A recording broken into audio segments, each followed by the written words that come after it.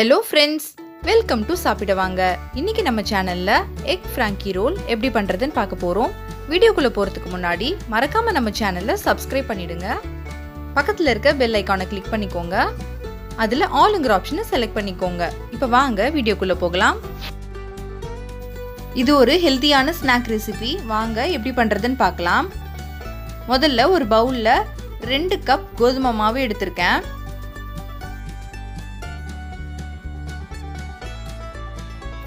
கோதுமை மாவை நல்லா ஜலிச்சு எடுத்துக்கலாம். மாவு ஜலிக்கும் போதே தேவையான அளவு உப்பு சேர்த்துக்கலாம். உப்பு சேர்த்துட்டு நல்லா இந்த மாதிரி ஜலிச்சு எடுத்துக்கலாம். இப்போ மாவுல கொஞ்சம் கொஞ்சமா தண்ணி ஆட் பண்ணி சப்பாத்தி மாவு பதத்துக்கு பிசைஞ்சு எடுத்துக்கலாம். மிதமான சூட்ல தண்ணி ஆட் பண்ணி பிசைஞ்சிங்கன்னா சப்பாத்தி நல்லா சாஃப்டா வரும்.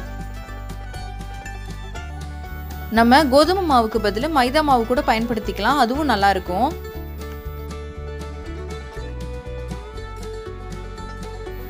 பாருங்க, மாவை நல்லா இந்த அளவுக்கு பிசைஞ்சு எடுத்து ஒரு ஓரமா வச்சிடலாம். ஒரு 5 நிமிஷம் மாவு ஊறட்டும். இப்போ ஒரு சப்பாத்தி கட்டையில மாவை நம்ம எடுத்து வச்சு திரட்டி எடுத்துக்கலாம். கொஞ்சமா மாவை 2 பக்கமும் தூவி விட்டு திரட்டி எடுத்துக்கோங்க.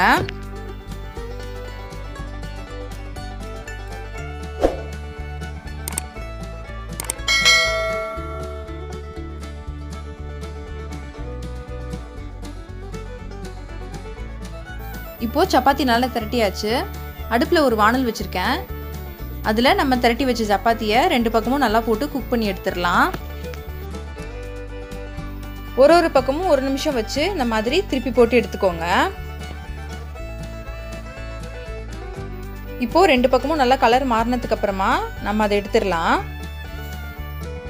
இதே போல எல்லா சப்பாத்தியும் போட்டு எடுத்துக்கோங்க.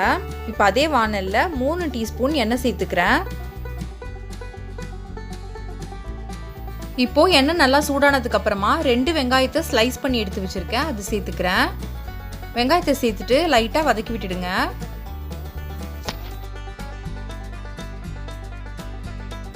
வெங்காயம் இந்த அளவுக்கு வதங்கினதுக்கு அப்புறமா ஒரு பெரிய கேரட்டை இந்த மாதிரி நீளமா கட் பண்ணி வச்சிருக்கேன், அதை சேர்த்துக்கலாம். இந்த ரெசிபியில வெஜிடபிள்ஸ் எல்லாம் நல்லா கிரன்ச்சியா இருக்கணும், அதனால ரொம்ப குக்காக தேவையில்லை. இப்போ கேரட் நல்லா இந்த அளவுக்கு வதங்கினதுக்கு அப்புறமா 1 கப் முட்டைகோஸ் ஸ்லைஸ் பண்ணி வச்சிருக்கேன். அது கூடவே ஒரு கேப்சிகம் ஸ்லைஸ் பண்ணி வச்சிருக்கேன், அதையும் சேர்த்துக்கிறேன். இப்போ காய்கறிகள்லாம் ஆட் பண்ணதுக்கு அப்புறமா மீடியம் ஃப்ளேம்ல வச்சு நல்லா வதக்கி விட்டுடுங்க. இப்போ இந்த காய்கறிகளுக்கு தேவையான அளவு உப்பு ஆட் பண்ணிக்கலாம். நான் ஒரு 1/2 ஸ்பூன் ஆட் பண்ணியிருக்கிறேன். உப்பு ஆட் பண்ணிட்டீங்கன்னா சீக்கிரமா குக் ஆயிடும். நல்லா வதக்கி விட்டுடுங்க. இப்போ இந்த அளவுக்கு நல்லா குக் ஆனதுக்கு அப்புறமா 1/2 ஸ்பூன் மிளகுத்தூள் சேர்த்துக்கிறேன். மிளகுத்தூள் சேர்த்ததுக்கு அப்புறமா ஒரு 1/2 ஸ்பூன் மிக்ஸ்டு ஹெர்ப்ஸ் சேர்த்துக்கிறேன்.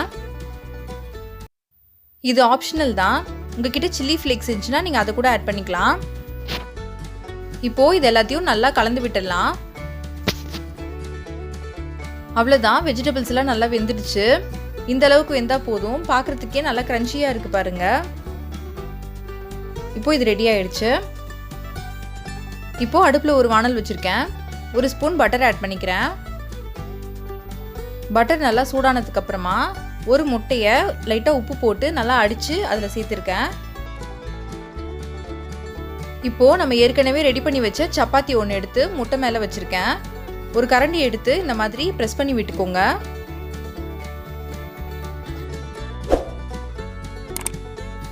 இப்போ முட்டை நல்லா குக் ஆனதுக்கு அப்புறமா நம்ம திருப்பி போட்டுக்கலாம். திருப்பி போட்டு மறுபடியும் குக் பண்ணுங்க.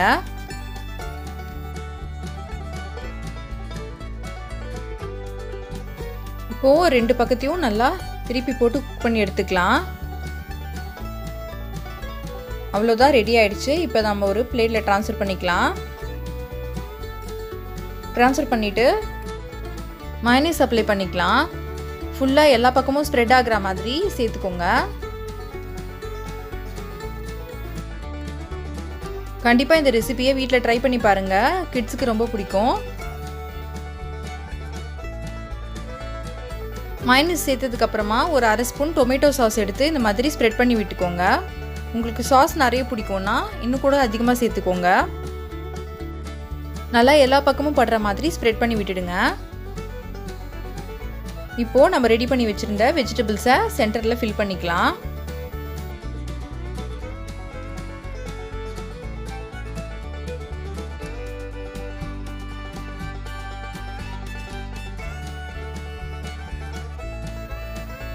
இப்போ ஃபில் பண்ணியாச்சு. இது நம்ம ரோல் பண்ணிக்கலாம். இந்த மாதிரி ஒரு சைடு மடிச்சுட்டு இன்னொரு சைடு அது மேலே வச்சு மூடி விட்டுடுங்க. அவ்வளோதான், நம்மளோட எக் ஃப்ராங்கி ரெடி ஆயிடுச்சு.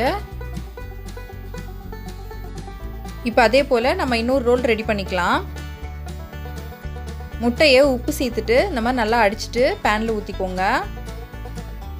அதில் நம்ம ரெடி பண்ணி வச்ச சப்பாத்தியை சேர்த்துக்கலாம். இந்த மாதிரி மேலே வச்சு அழுத்தி விட்டுடுங்க. இதுலேயே வெஜிடபிள்ஸ் பதிலாக நீங்கள் சிக்கன் ஸ்டஃபிங் கூட வச்சு செய்யலாம். ரொம்ப நல்லாயிருக்கும். பசங்க பொதுவாக வெஜிடபிள்ஸ் சாப்பிட மாட்டாங்க. ஆனால் இந்த மாதிரி நம்ம டிஃப்ரெண்ட்டாக செஞ்சு கொடுக்கும்போது கண்டிப்பாக அதை சாப்பிடுவாங்க. மயோனைஸை ஃபுல்லாக இந்த மாதிரி ஸ்ப்ரெட் பண்ணி விட்டுக்கோங்க.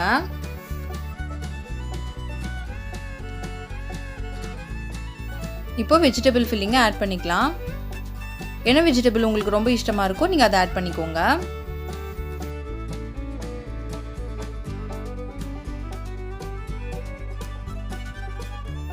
இங்கே சப்பாத்தி இந்த மாதிரி ரோல் பண்ணிவிட்டு ஒரு டூத் பிக் வச்சு குத்தி வச்சிட்டிங்கன்னா அது பிரியாமல் இருக்கும். அவ்வளோதாங்க, நம்மளோட எக் ஃப்ராங்கி ரோல் ரொம்பவே சூப்பராக ரெடி ஆயிடுச்சு. நீங்களும் இந்த ரெசிபியை வீட்டில் கண்டிப்பாக ட்ரை பண்ணி பார்த்துட்டு எப்படி இருந்துச்சுன்னு சொல்லுங்கள்.